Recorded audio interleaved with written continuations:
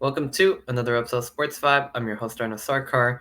Crazy week of sports, everything from college football to the NFL to the MLB playoffs, but none bigger than college football this week. Truly the week of the upset. I mean, we have people making comparisons to 2007, and if you watched any of the games or a lot of them, I think you could see why.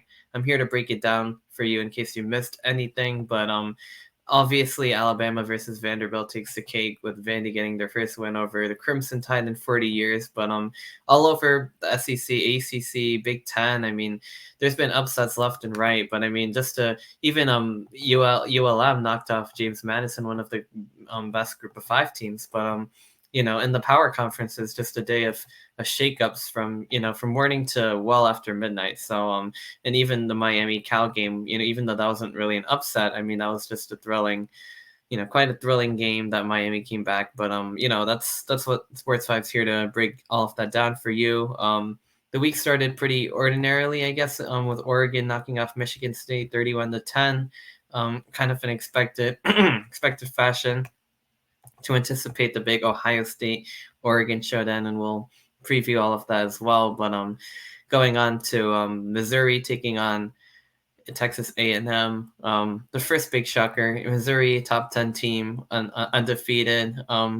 They dominated a soft non-conference schedule. Maybe not even that soft. Boston College, was playing a lot better at that point in the seasons.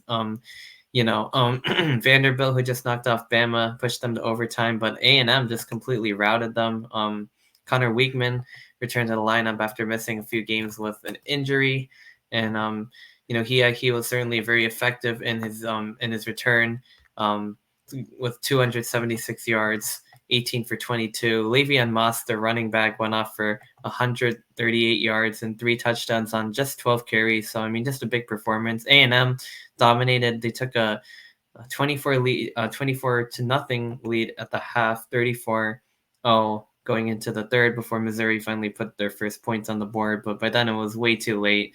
So Texas A&M now, after losing their opening game to Notre Dame, 5-0 since, the number 15th ranked team in the country. So, they might be a player in the SEC. I mean, looking at their schedule ahead, they got Mississippi State, LSU, a big game, South Carolina, New Mexico State, Auburn, and then the big rivalry showdown with number 1 Texas. So, certainly pretty exciting there for A&M.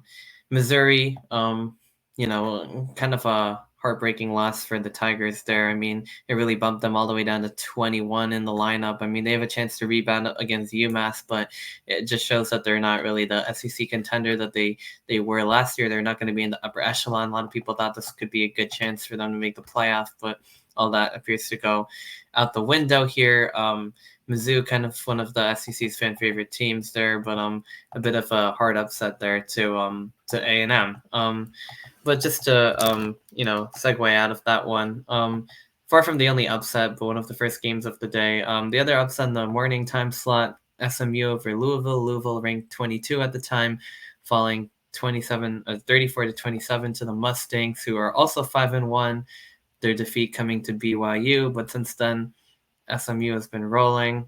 Kevin Jennings, their quarterback, with a really big dual threat game. I mean, 281 yards on 21 of 27 passing and 113 yards and a touchdown. I mean, they were able to move the ball well all night. And Tyler Shutt threw that interception at the end there. Ja'Cory Brooks, 2 touchdowns, 121 yards on just 3 receptions. Pretty impressive. But it was the Ponies able to get the win and really insert themselves on the upper echelon of the ACC. Obviously, Florida State's been a train wreck, but Clemson's still pretty good. Miami undefeated, but SMU just certainly making a push there.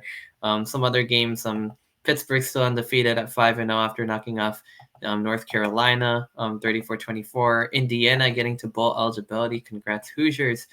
They've been absolutely dominant. 6 dominant wins. This one 41-24 against Northwestern. Slowly teams starting to close that gap. But Northwestern, I mean, really, 3-0 non-conference, 3-0 in the Big Ten, and looks like they have a lot more wins coming. I mean, checking out their schedule, Nebraska is a big showdown. They just beat Rutgers. probably still going to be the underdog. It's a big noon kickoff game. I mean, we haven't seen Indiana in that kind of time slot in a long, long time. I mean, they're legit. Washington, potentially they could beat Michigan State. Even Michigan, they'll likely be the favorites. If you've been watching Michigan play Ohio State, they'll be the underdog. But that should get a big game treatment as well. And before Ohio State takes on Michigan, I mean, Indiana might be tougher. We'll have to see if Indiana can get that win over UM, and then of course Purdue, who's been an absolute train wreck this season. So, I mean, Indiana, I mean, they could potentially win as many as, 10 games this year, potentially 11. Even if they lose to Michigan, Nebraska, and Ohio State, and they win all their other games, they go 9-3. But I mean, chances are they're able to beat UM and potentially Nebraska. So 10-2 could be in the cards. The playoff could be in the cards for this Hoosiers team, and I don't think that's something that anyone really even thought about. To go through some of the other scores before we get to the other big upsets. Georgia knocking off Auburn 31-13 to bounce back from their loss to Alabama. And Ole Miss bouncing back from their loss to Kentucky with the 27-3 dominating win over South Carolina. Just shows how relative college football is, because South Carolina beat Akron 50-7 the week before, but you see different competition and the scores are flipped. 27-3, Ole Miss bouncing back. Ohio State having no problem with Iowa, 35-7. They're 5-0. They're the number 2 team in the country.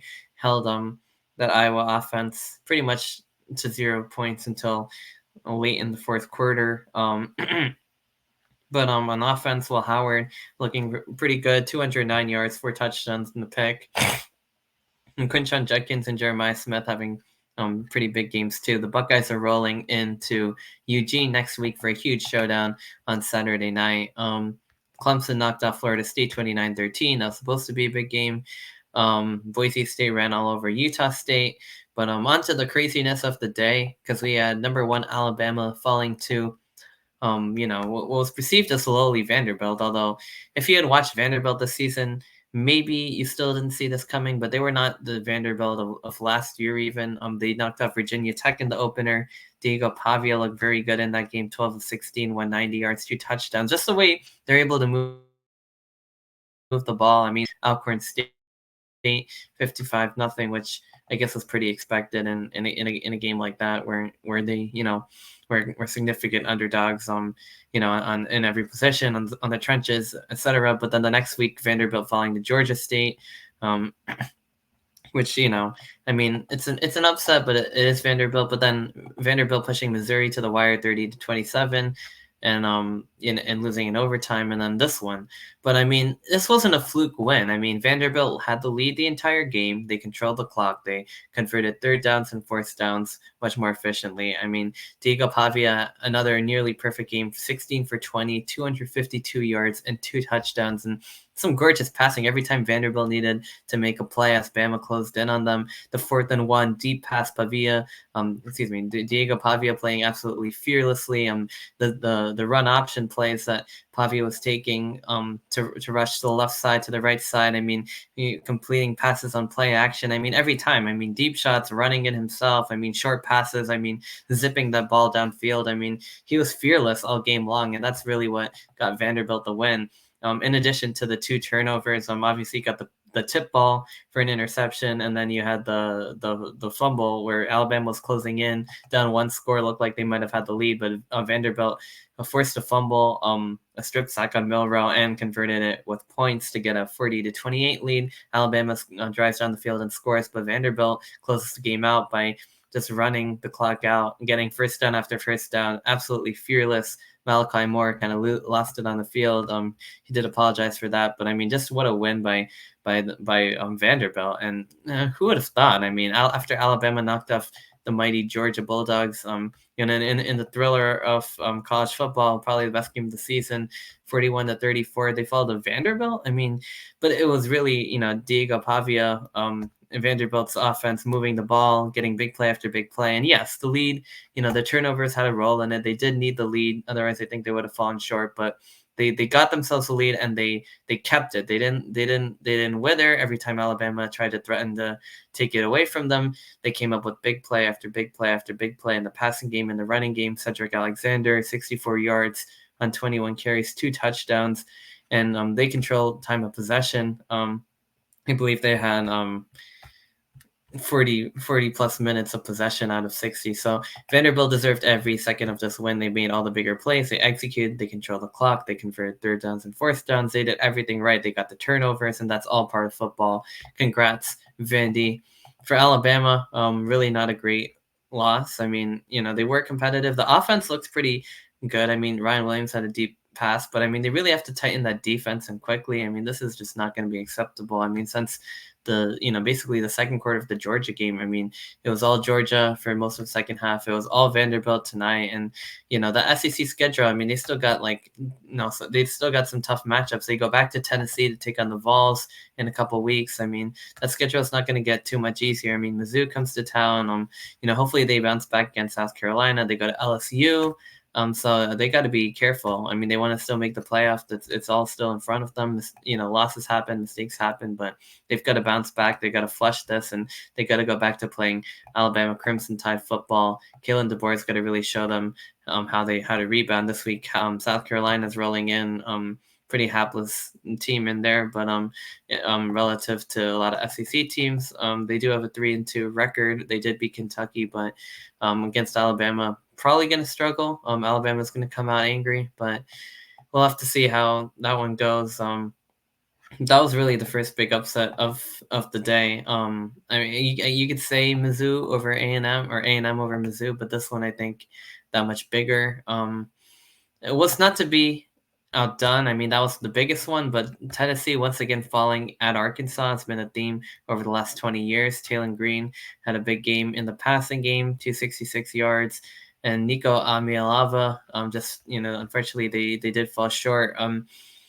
Arkansas got the first points of the game. Tennessee took the lead, and then Arkansas were able to come back in there and get the lead back. Tennessee kind of let them waltz in the end zone, thinking they'd have time to score, but it was not to be. Amialava ends up running out of bounds inexplicably, does not attempt to play, and the Vols fall to the unranked Razorbacks. So the second SEC upset where a ranked team in the top 5 fell to an unranked opponent completely, and so now Tennessee falls to 8, Alabama falls to 7.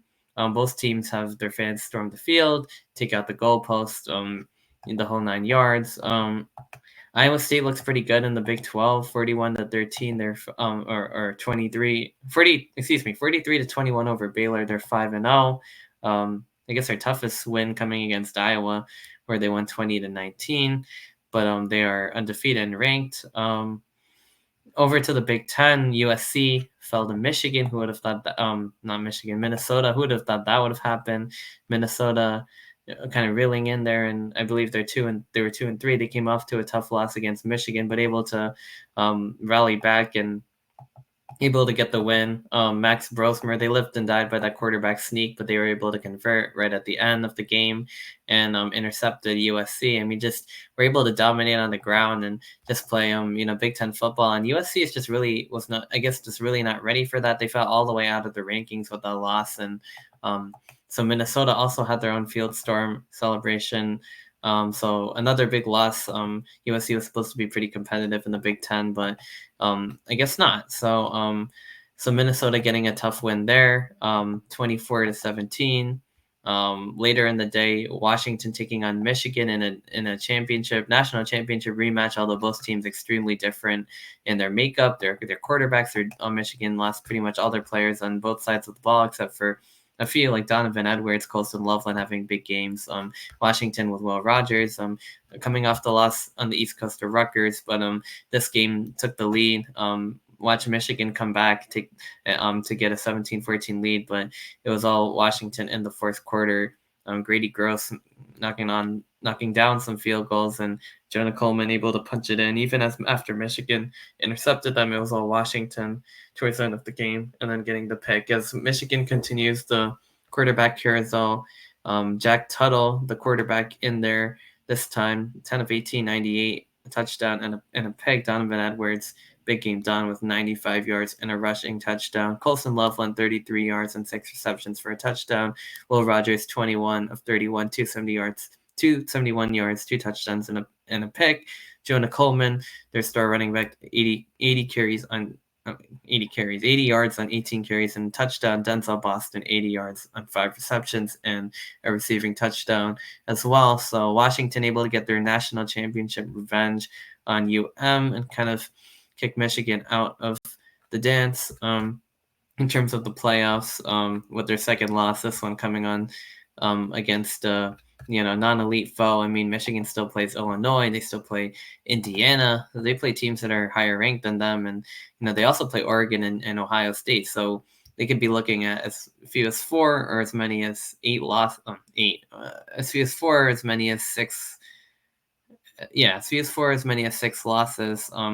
Depending on how this goes, assuming they lose to both Oregon and Ohio State, potential toss-up games against Illinois and Indiana, assuming they are able to beat Michigan State and Northwestern. But definitely a down season for the Wolverines. Not a lost season, but they're certainly not the same team that they were, and it's starting to take a toll on them. Like I said, Illinois still to come up, Indiana still to come up, and of course, the elites of the Big Ten, Oregon and Ohio State, still to come up as well.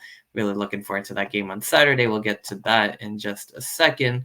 But before I do that, the final game of the day, not quite an upset, but quite a comeback by Miami. I mean, Cal was playing really well. Fernando Mendoza had a big game, 285 yards, 2 touchdowns and a pick, and 20 yards on the ground. But I mean, really creating all the big plays. Jaden Ott, really the star in the receiving game, to give Cal, the 21-10 lead that they took in the halftime, a pick 6 early in the third quarter to get to 28-10, and then another offensive touchdown. It was 35-10, and it looked like pandemonium was going to happen. It was a college game day game. I'm sure Cal fans have been looking forward to that all day. But it was Miami able to rally back, cut it to 18-35, and Cal added a field goal, but it was all the U in the fourth quarter. A little bit of an assist from the refs. There was an ineligible man downfield on the touchdown pass. There was also another thing that benefited Miami as well. Besides the ineligible man, there was a targeting call that it could not have looked more obvious. I've seen things way less obvious be called for targeting, and it was head-to-head contact. Might not have been intentional, but crown of the helmet, just textbook targeting not being called, and Miami able to benefit, get the win, get all the momentum. And Cam Ward really did play a heck of a game. He started off a little shaky, but he was able to rebound. I mean, just zipping that football down the field, creating all the plays that he needed to, extending plays with his legs, and able to pile up a ridiculous stat line of 35 of 53, 437 yards, 2 touchdowns and a pick.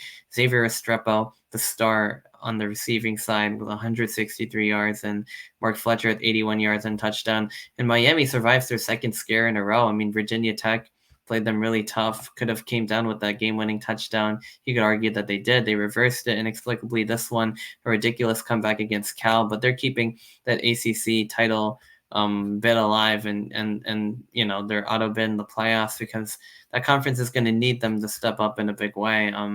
It's not going to look good if they play like this and they don't have refs that favor them. I mean, the second they play a team from a different conference, it's gonna get out of hand. But at the same time, they are doing what they need to do right now to make it to the dance, and hopefully they can get their act cleaned up. They started really strong, knocking off Florida early on in the season. Defeating a few different Florida teams, A&M, South Florida, who's really a really pesky team, and they they got Louisville, they got Florida State, so they got some interesting games. But hopefully Miami can shape it up before before playoff time, because Clemson's still in there, hungry as well, sitting now at 4-1, and I mean, that's kind of Miami, but they were able to pull out their second improbable or remarkable win in a row. Second time they had to come back. Second time they might have gotten some help from the refs, but hopefully they won't need that help going forward. Hopefully they clean up their act, because the playoff is going to be a lot tougher if they don't do exactly that. But yeah, I mean that's pretty much the day of college football that was the week of the upset, as I like to call it. The other game we did want to talk about Nebraska knocking off Rutgers 14-7, giving the Scarlet Knights their first loss. I think Will Compton had a tweet about all the college football playoff contenders, and they did mention that. And it was an ugly game. It really was. Rutgers just made some boneheaded calls, like going for a fake field goal.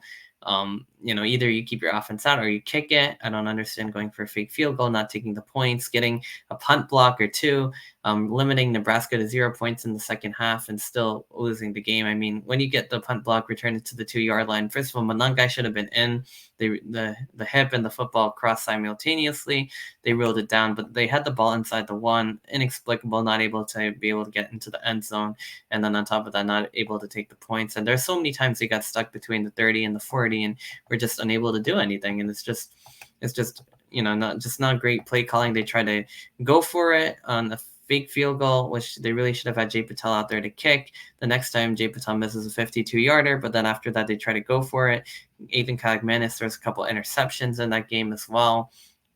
And some of them were just not right reads at all, even though Raiola had a similar pass where he threw right to the defender. Ethan also kind of had that pass, came on the fourth down, so it wasn't really the end of the world. And then there's another one on fourth down and one where third down and one, they had a rollout pass. Okay, I understand, but fourth down and one, to be able to, to just pass it there and have that one, almost intercepted. It just really wasn't good calling. I don't know why they would have been in the run, in the win, forced really hard passes.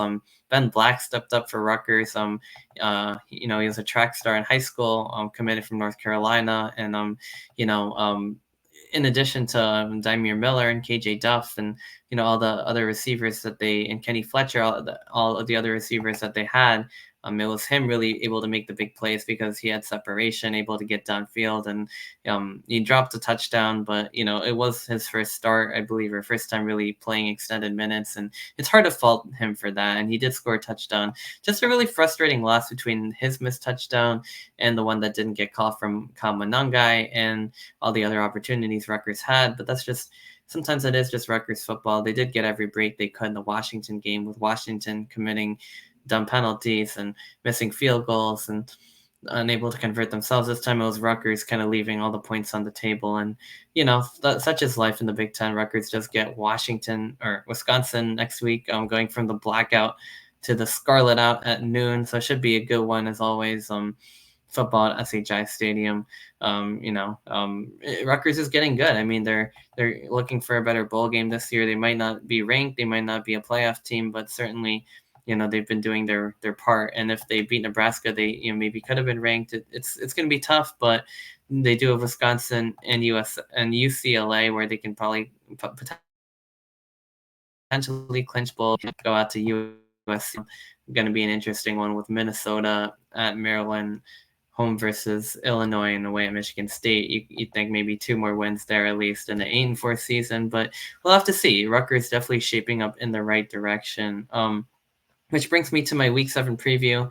Already touched on Rutgers versus Wisconsin. Wisconsin coming off a big win against Purdue, but that is Purdue. So here's a similarly matched team. Rutgers about the 2.5 to 3.5 point favorites, I believe, which is basically a toss-up, but it'll be interesting. Can Rutgers bounce back against Wisconsin, or are the Badgers going to continue their momentum? I think they've settled in with their backup quarterback in Locke.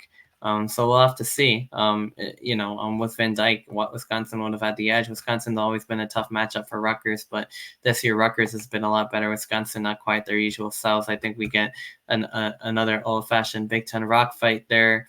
Some of the other interesting games on the slate are going to be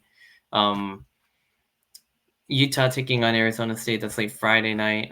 Arizona State sneakily at 4-1 after struggling a lot last season. Utah as well as one of the favorites to win the Big 12. Arizona able to upset them and then lose to Texas Tech. It's been a strange conference. Utah, already taking a loss, as well as Oklahoma State already having a loss as the 2 perceived favorites in the conference. Kansas State 4-1. Iowa State looks good. West Virginia 3-2. So it might be Iowa State's conference now, but a lot of teams in the mix there. That's certainly an interesting one as well. I think Oklahoma State and Utah still very much in the mix. Iowa State might be the cream of that conference. But Clemson taking on Wake Forest.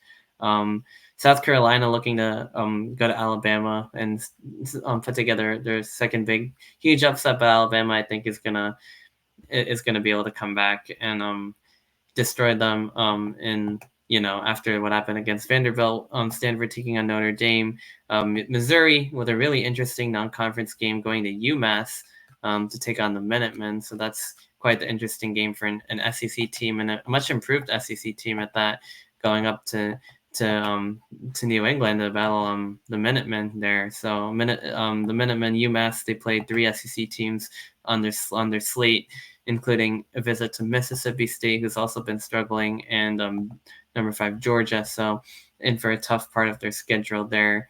But yeah, I mean, those are some of the other games. Purdue battling Illinois. But this week, if last week was the week of the upset, next week is going to be the week of the ranked matchups.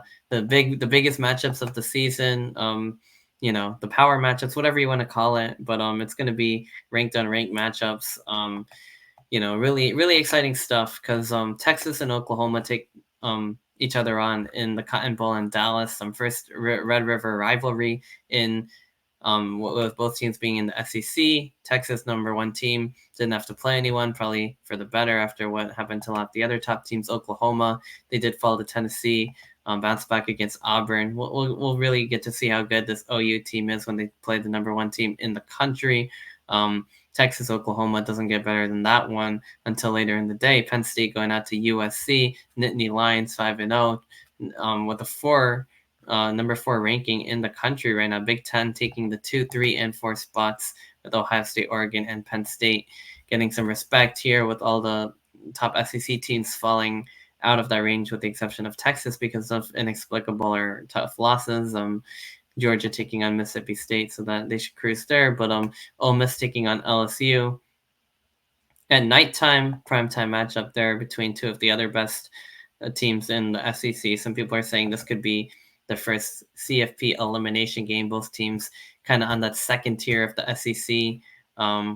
Ole Miss and LSU are going to battle down in Baton Rouge. That's always going to be a good one. Both teams kind of already do have a loss on their schedule. Some of them don't look particularly good either with Kentucky and USC. So they gotta keep winning. And then the other one, of course, that everyone's been looking forward to is Ohio State taking on Oregon. Two of the top teams in the Big Ten going at it. This is a game people have been looking forward to for a long time. They put 7:30 on NBC. It's going to be a really good one. Ohio State, the 3-point favorites. Both teams have cruised. Well, not really cruised, but Oregon struggled a little bit in the beginning of the season with Idaho, with some Boise State giving them a good run, although that's a very good team. But they've since kind of found their groove and started cruising. Ohio State started with Akron, dominated, and they've dominated the rest of the way. They've dominated their conference games almost as badly as their non-conference games. Absolute domination against Michigan State, against Iowa. Will Howard looks really good. Their running back attack with Singleton, that's Penn State's guy, Travion Henderson, and the receiving game, Jeremiah Smith, the superstar, Emeka Egbuka in there as well, and their 2-headed monster running back with Travion Henderson, and I'm slipping with the other guy's name. Quinshon Judkins, of course, from Ole Miss, but 38-7 over Michigan State, 35-7 over Iowa. Stifling defense, with all their additions, Caleb Downs and that secondary and the D line, and it's just going to be all put to the test. In this part of the schedule, they take on number 3 Oregon, Nebraska coming to town. I mean, they got a big game at Penn State once again, but I don't think it gets bigger than versus Oregon. Obviously, they're going to be looking for revenge against but Oregon, Ohio State, one of the biggest games of the entire college football season. Really looking forward to that one as well. And then Iowa State versus West Virginia is not really a game to necessarily sleep on either. In the Big 12, neither is Kansas State taking on Colorado. It's another Big 12 team that's relatively high in the standings. Texas Tech is 5-1. BYU is 5-0. So this conference is wide open. And who would have thought after Texas Tech really survived Abilene Christian that they'd be on the top of the standings? But BYU looks good. I mean, Iowa State and Colorado look pretty good. So a lot of the Big 12 games at night also not necessarily to be slept on, but I think will be overpowered by the SEC and Big Ten showdowns, especially Boise State going to Hawaii. If you want to see some more Ashton Genty, late night, 11 o'clock, the Hawaii test. But that's going to do it for the college football slate. Just to shift over now to the NFL, another big week in football. My Giants won. We'll get to that one. Just really stunning there. But why don't we start with that? Well, I'm excited about that. Daniel Jones has played really well. 23 of 34, 257, 2 touchdowns. Tyrone Tracy, 129 yards. Darius Slayton, 122 yards. No Singletary, no Nabers, no problem. The Giants just could have gotten more points if Rayshon Jenkins didn't return the fumble to the house. But I mean, the Giants very much in the game, very competitive. Daniel Jones looked good. And then they still almost blew the game because I don't know why you go for a passing play when you could have stopped the clock. But give Seattle back the football. They're going down for a field goal, but Isaiah Simmons bursts through the line and Bryce Ford Wheaton gets the block, and suddenly the Giants season feels very much alive. I mean, they get Cincinnati coming up next week. They've got the Eagles with Saquon Barkley returning the week after, and who's not excited for that? It's just going to be absolutely insane. It's going to be absolutely insane. So yeah, I mean, I'm really looking forward to that. Suddenly, it feels like the Giants might have a chance at actually winning one or both of those games. Although the Bengals are really unjustified 1-4 record. They played the Chiefs very closely, lost by 1. The Commanders have been good. I mean, the Ravens, they played them really tight. So, maybe this is the week they pour it on the Giants. We'll see. But the Giants definitely going to give them a fight, and it's going to be the Sunday night game next week. So really looking forward to that. But to go around the rest of the league and do a little 16-game action. I got one down already. Buccaneers versus Falcons, Thursday night football game. Falcons knocking off Tampa Bay 36-30, getting an overtime win. Kirk Cousins with a ridiculous 509 yards, 4 touchdowns, and a pick, 42 of 58. Drake London, 154 yards. Kirk Cousins has just been balling out. Both teams 3-2. The Bucs have been a really good team this year. The Falcons going to be very much in the mix. They've already defeated Philadelphia. They've beaten the Lions. They've beaten the Commanders before Jane Daniels became unstoppable. And now suddenly the Falcons and the Bucs sitting both at 3-2 at the top of the NFC South. The Vikings, one of the best teams in the league, and showing different ways to win the game. Aaron Rodgers, 3 picks, kind of struggling there, 29 of 54, 2 touchdowns, 3 picks. Still had a chance to win, weren't able to get it. The Vikings able to hold off the Jets in London. Suddenly the Jets sitting at 2-3 as well. The Bears routed Carolina. It looks like the Panthers are kind of back to their usual selves. Caleb Williams starting to heat up, 20 of 29, 304 yards, 2 touchdowns, able to throw the deep ball with some more ease there. The Commanders look like they might win the NFC East. They just look really good. They're sitting at 4-1. They've gotten better every week since struggling a little bit against the Bucs. And then the Giants getting lucky because the Giants didn't have a kicker, weren't able to find the end zone. Since then, they've had no problem finding the end zone. They've looked really good.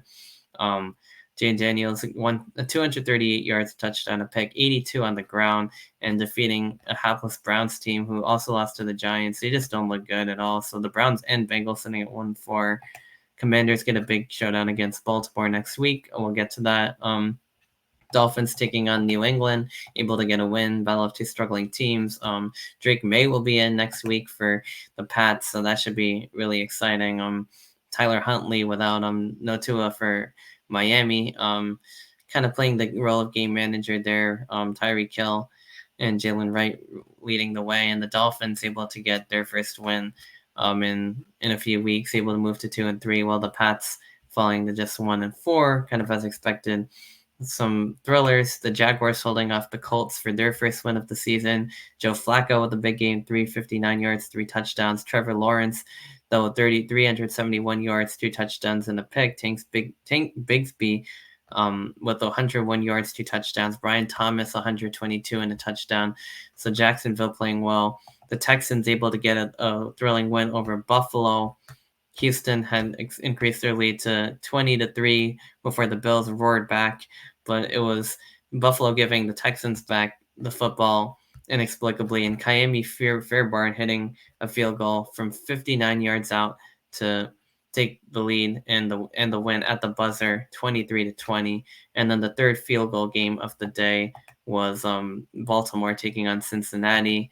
A lot of offense in this one. Joe Burrow, 392 yards, 5 touchdowns, and a pick.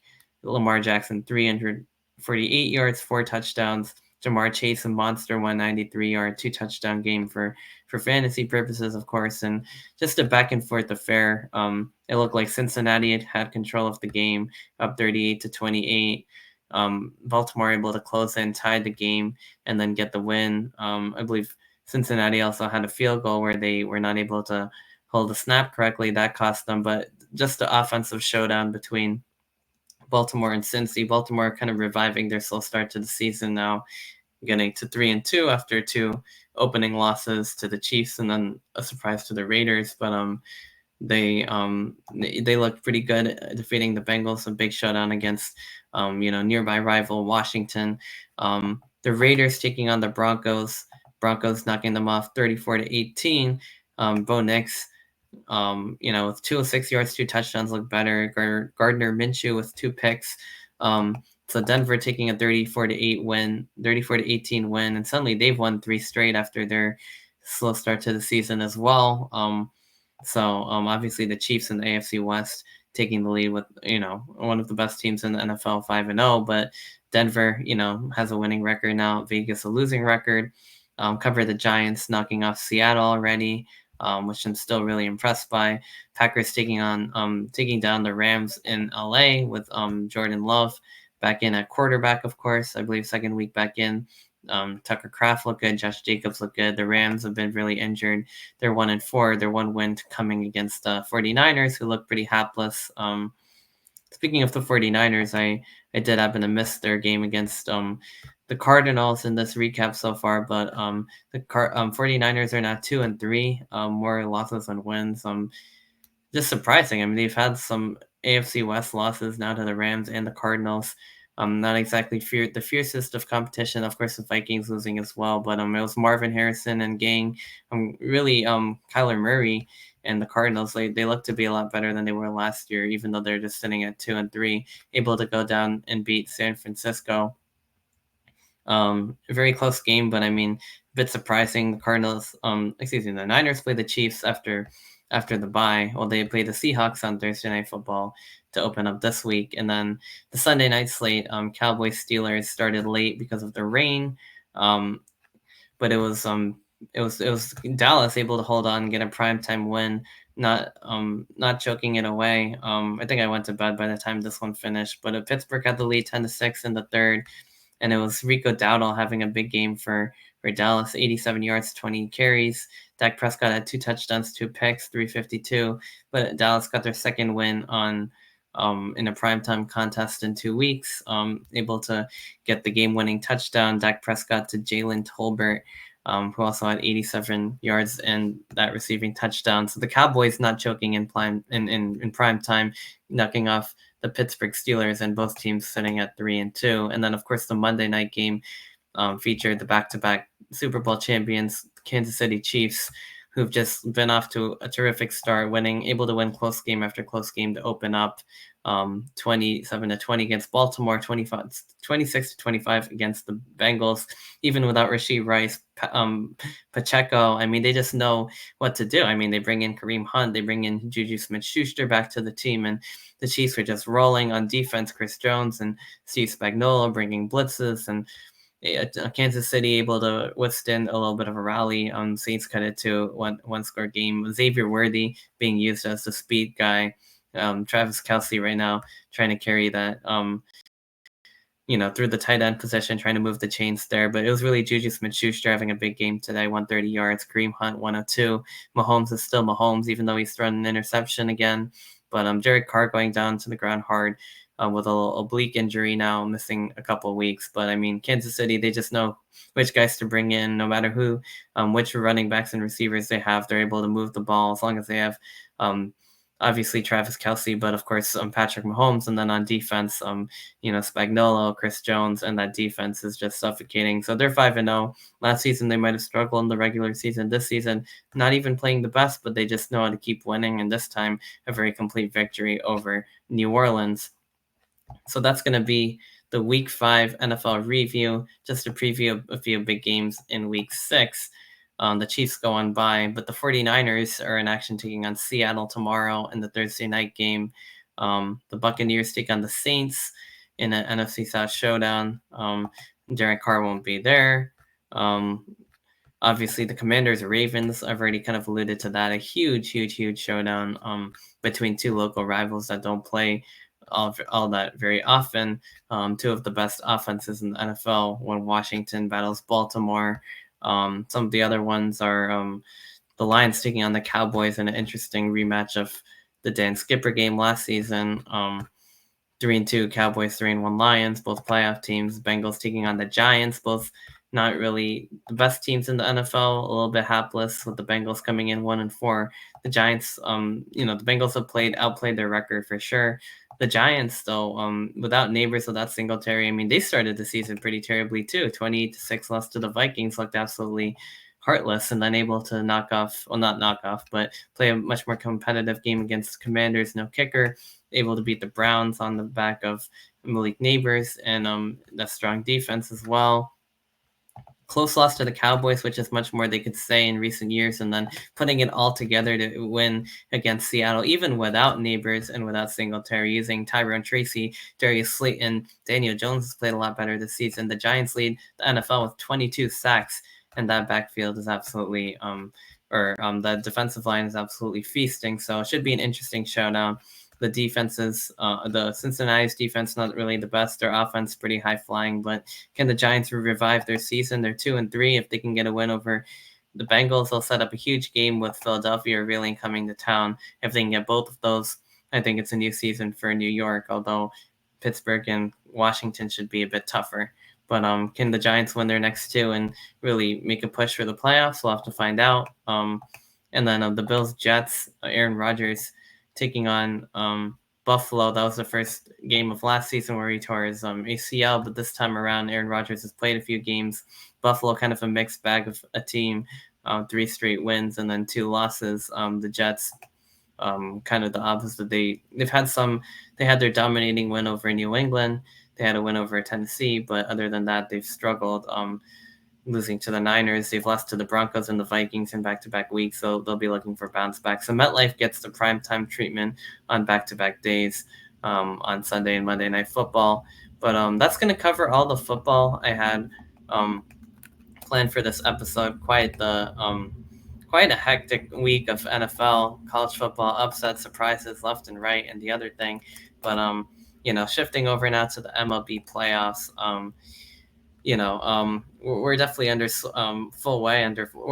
We're definitely in full swing, as excuse the pun, but just to summarize what happened in the wild card round, the Detroit Tigers sent home the hated Houston Astros in 2 games. The Royals knocking off the Orioles in the same time span, and it's just surprising how sometimes after a long baseball season, that's all really, you have a bad 24 hours and your season's over. The Mets survive on Pete Alonso's home run, and they're able to move on to, they won the first game, the Brewers took the second, and the Mets able to win the wild card series 2-1 against Milwaukee.